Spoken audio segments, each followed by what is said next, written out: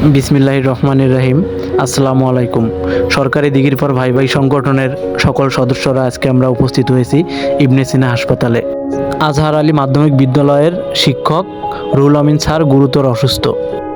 স্যারকে ভোলা সদর হাসপাতাল থেকে ঢাকা ইবনে সিনা হাসপাতালে নিয়ে আসা হয়েছে।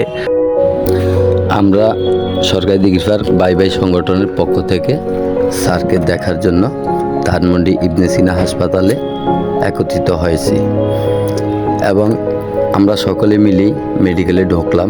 আমরা স্যারের কাছে যাচ্ছি। আমাদের 7 নং সৈয়দপুর ইউনিয়নের কিংবা দৌলতখান থানার উনি একজন সম্মানিত ব্যক্তি। আমরা ওনাকে অনুসরণ করি। উনি আমাদের গুরুজন, উনি আমাদের এলাকার মুরব্বী এবং আমাদের শ্রদ্ধেয় শিক্ষক। আমরা এই মুহূর্তে তার রুমে প্রবেশ করলাম।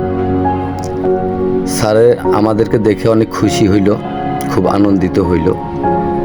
স্যারের কাছে আছেন স্যারের বড় ছেলে আনোয়ার হোসেন পাটোয়ারি, স্যারের নাতি।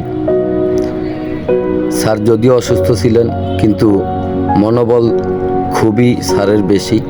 আমাদের সকলকে দেখে স্যার ধীরে ধীরে উঠে বসলেন, আমাদের সাথে কথা বললেন। আমাদের মাধ্যমে সকলের কাছে স্যার দোয়া প্রার্থী, দোয়া চাচ্ছেন। আমরা সকলেই স্যারের জন্য দোয়া করব। পাশাপাশি আপনারা সকলেই স্যারের জন্য দোয়া করবেন। স্যার যেন অতি তাড়াতাড়ি সুস্থ হয়ে আমাদের সকলের মাঝে ফিরে আসতে পারেন।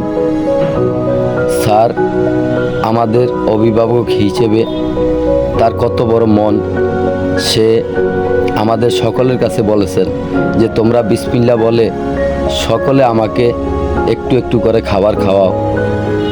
কার উসিলায়, কার হাতের আল্লাহ পাক পছন্দ করে আমাকে এই রোগ থেকে মুক্তি করবে, আমি যত দ্রুত সম্ভব আল্লাহ আমাকে রোগ মুক্ত করে তোমাদের কাছে পৌঁছে দেব।